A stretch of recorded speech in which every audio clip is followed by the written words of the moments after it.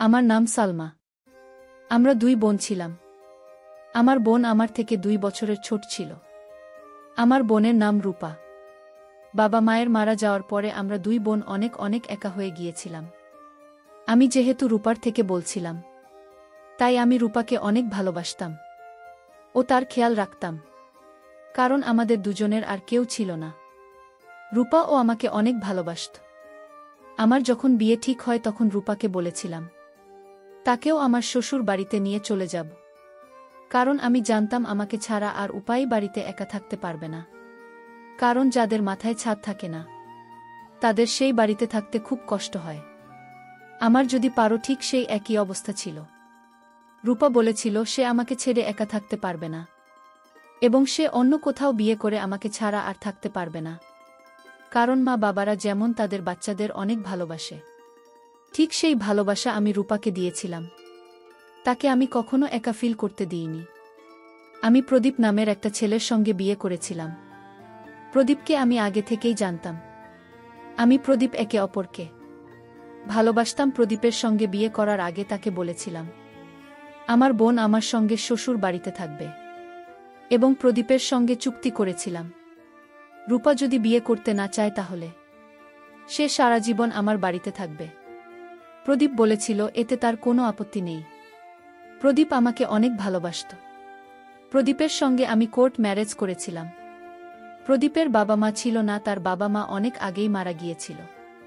প্রদীপের ছোট ভাই ছিল, সে বাইরে পড়াশোনা করত। প্রদীপ ভালো কোম্পানিতে জব করত। প্রদীপ অনেক কষ্ট করে আজ এই জায়গায় পৌঁছতে পেরেছি।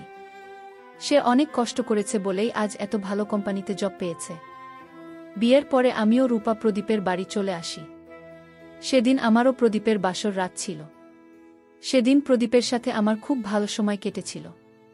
পরের দিন সকালবেলা প্রদীপ আমার থেকে আগের সকালে উঠে স্নান করে রেডি হয়ে যায়।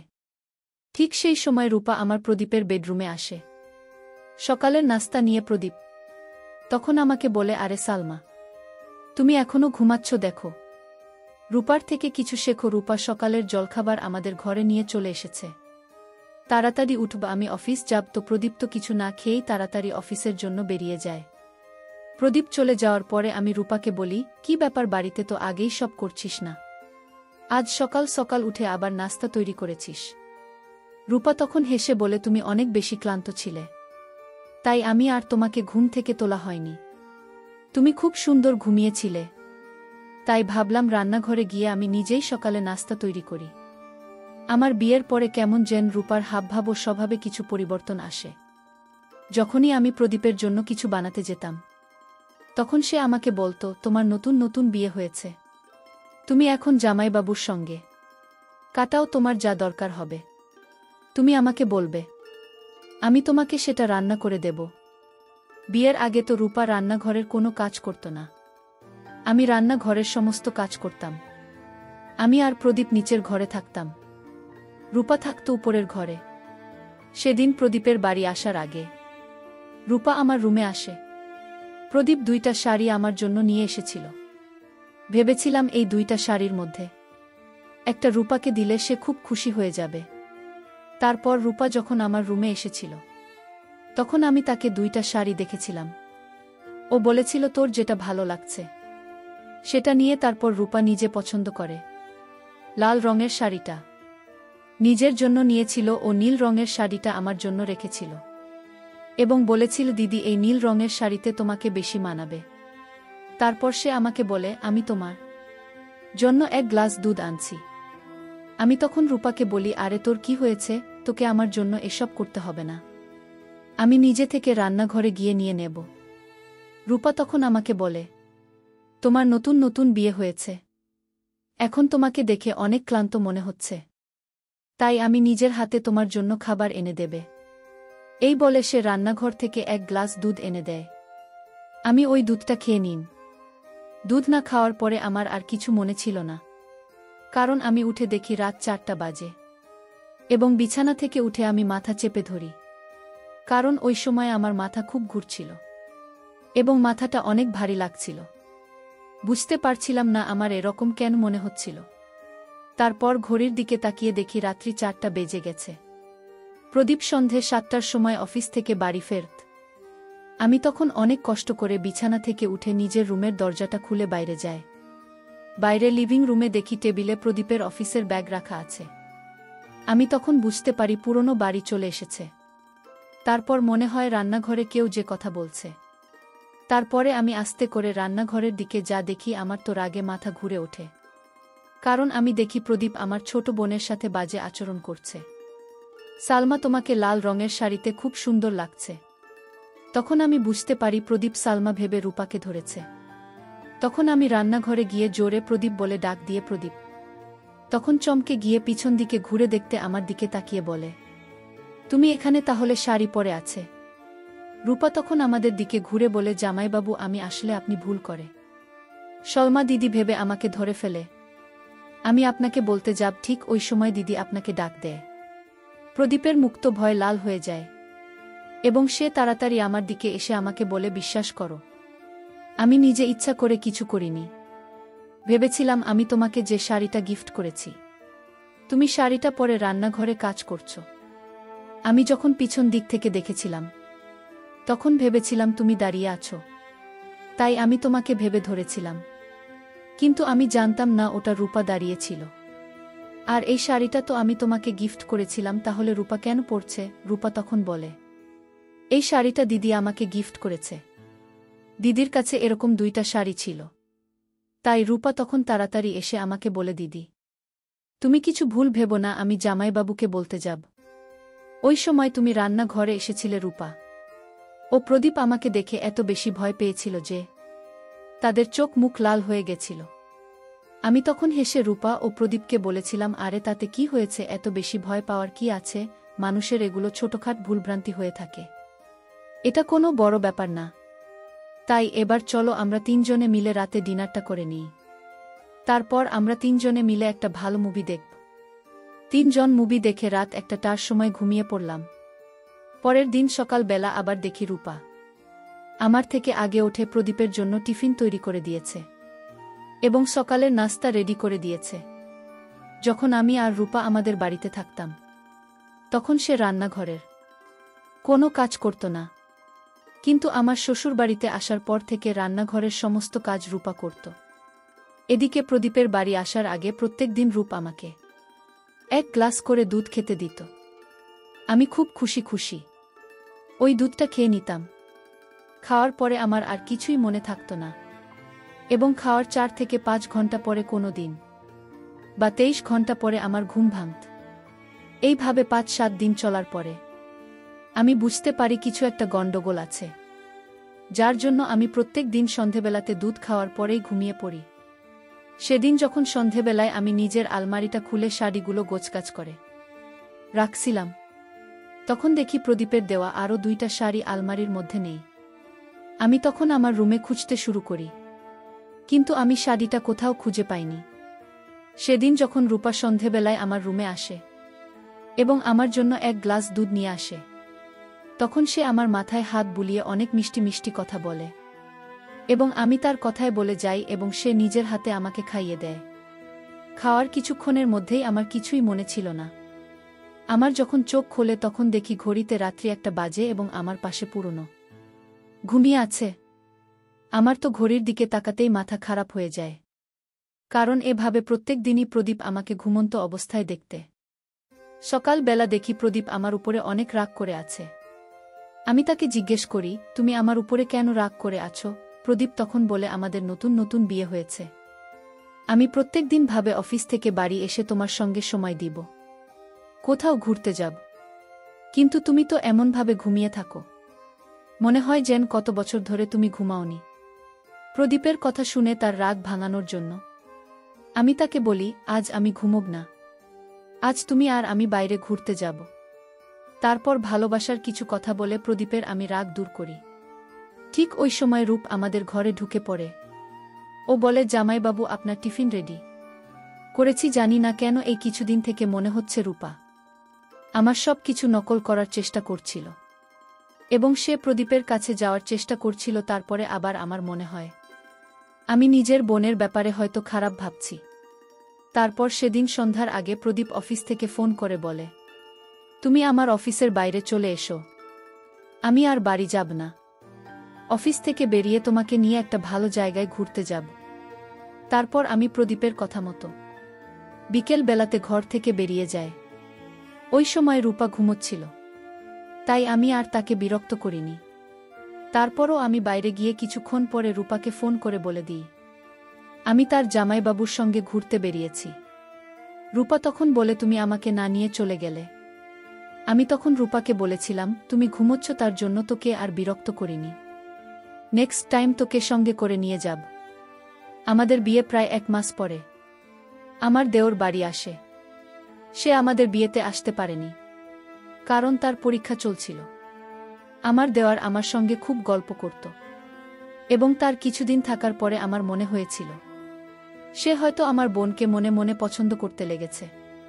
কারণ সে যখন আমার কাছে বসত তখন সে রূপার ব্যাপারে জিজ্ঞেস করত। আমি বুঝতে পেরেছিলাম আমার দেওর রূপাকে পছন্দ করতে লেগেছে। একদিন আমি ওকে জিজ্ঞেস করেছিলাম তুমি কি রূপাকে পছন্দ করো? তখন সে লজ্জা পেয়ে বলেছিল বৌদি তুমি যদি কিছু খারাপ মনে না করে তাহলে আমি তোমাকে সত্যি কথা বলবো। আমি তখন বলেছিলাম তুমি একদম ভয় পেও না, তোমার মনে যা আছে আমাকে বলতে পারো, আমি তোমার সাহায্য করে দিতে পারি। তখন দেওয়ার বলেছিল আমি রূপাকে পছন্দ করি, কিন্তু তাকে বলার সাহস পাচ্ছি না। আমি যখন দেওয়ারকে বলেছিলাম কোনো ব্যাপার না, আমি রূপাকে বলে দেখব। এমনিতেও রূপা খুব লাজুক স্বভাবের মেয়ে, ও যদি তোমাকে মনে মনে পছন্দ করে তাহলে তোমাকে কোনোদিন বলবে না, তাই এই ব্যাপারে তোমাকেই আগে বলতে হবে। আমার পারমিশন পেয়ে আমার দেওর রূপাকে একদিন সাহস করে গোলাপ ফুল দিতেছিল। তখন রূপা অনেক রেগে গোলাপ ফুলটা হাত থেকে ছুঁড়ে ফেলে দিয়েছিল। ওদেরকে বলেছিল তোমার সাহস তো কম না, তুমি আমাকে গোলাপ ফুল দিতে এসেছ। আমি যখন প্রদীপ জামাইবাবুকে তোমার ব্যাপারে বলবো তাহলে তুমি ভাবতেও পারবে না জামাইবাবু তোমার কি অবস্থা করবে। এই কথাগুলো আমার দেওর এসে আমাকে বলেছিল যে রূপা তার সঙ্গে কত খারাপ ব্যবহার করেছে, অথচ আমার দেওর দেখতে অনেক সুন্দর ও হ্যান্ডসাম ছিল। তা সত্ত্বেও রূপা আমার দেওরকে পছন্দ করেনি। আসলে আমি ভেবেছিলাম আমার দেওর যদি রূপাকে বিয়ে করে তাহলে চিরকালের মতো এই বাড়িতেই থেকে যাবে, তাহলে আমার বোন আমার চোখের সামনে থাকবে এবং আমাকে তার জন্য চিন্তা করতে হবে না। কিন্তু রূপার মনে কি ছিল আমি সেটা প্রথমে বুঝতে পারিনি। আমি কল্পনাও করতে পারিনি আমার নিজের বোন আমার এত বড় ক্ষতি করবে। রূপা তো আমার নিজের বোন ছিল, তাই আমিও তাকে চোখ বন্ধ করে বিশ্বাস করেছিলাম। একদিন আমি হঠাৎ করে দেখি আমার দেহ লুকিয়ে লুকিয়ে দরজার ফাঁকা দিয়ে রূপাকে দেখছে। আমি সেদিন দেওরকে বলেছিলাম আমি তোমায় আমার বোনকে রাজি করার জন্য পারমিশন দিয়েছি, তার মানে এই নয় যে তুমি আমার বোনকে লুকিয়ে লুকিয়ে দেখবে। আমার দেওর তখন বলে বৌদি তুমি ভুল ভাবছ, আমার তো মনে হয় রূপা প্রদীপ দাদার উপরে নজর দিয়েছে, কারণ আমি কাল রাতে দাদাকে রূপার ঘর থেকে বের হতে দেখেছিলাম দেওয়ালের মুখ থেকে ওই সব কথা শুনে। আমি রাগে তার গালে এক চড় মেরেছিলাম ও বলেছিলাম আমার বোন তোমাকে পছন্দ করেনি, তাই বলে তুমি এভাবে আমার স্বামীর সঙ্গে আমার বোনকে চরিত্রহীন করার চেষ্টা করছ। আমাদের তখন আমার মাথায় হাত দিয়ে বলে বৌদি আমার কথা বিশ্বাস করো, আমি তোমাকে মিথ্যে কথা কেন বলবো। কাল রাতে আমার মনে হয়েছিল দাদা রূপার ঘর থেকে বেরিয়ে তোমার ঘরে গেছে। আমি তখন বলি ওটা তোমার মনে হয়েছিল এবং মনে হওয়ার কথা বেশিরভাগ সময় ভুল প্রমাণিত হয়। দে তখন বলে বৌদি তুমি আমার কথা বিশ্বাস করো, আমার এখনো মনে হয়েছিল রূপার ঘরে কেউ যেন কথা বলছে, তাই আমি লুকিয়ে দেখার চেষ্টা করছিলাম রূপার ঘরে কে আছে।